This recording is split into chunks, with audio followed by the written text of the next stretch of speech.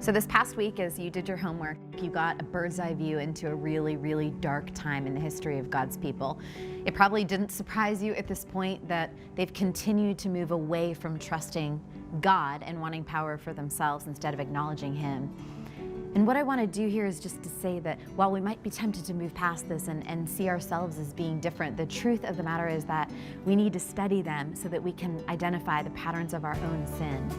We see this huge shift in 1 Samuel 8 as the Israelites tell Samuel that they want a king. Samuel takes this personally, but God is quick to reassure him, and this is what he says: Samuel, they're not rejecting you, they're rejecting me.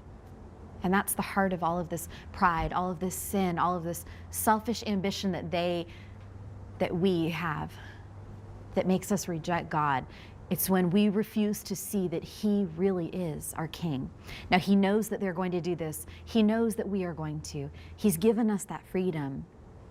And when the people ask for a king, we see what He says to Samuel. Tell them they're going to regret it. They're making a mistake, but they don't care. They want what they want. And so they say, listen, all the other nations have kings. We want kings. But the whole point is, He brought them here to be set apart, to look different. And they want to look like everyone else. So they persist. And God tells Samuel, give them what they want. And it's an interesting phrase, actually, if we study this. In chapter 8, verse 22, it says, obey their voice and make them a king. So He's going to allow them to see what life is like in this ideal world where they have all the power and they're ruling over things. Saul is elected.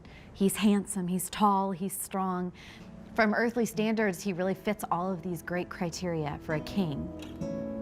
But God doesn't judge according to what we see. He judges based on the heart.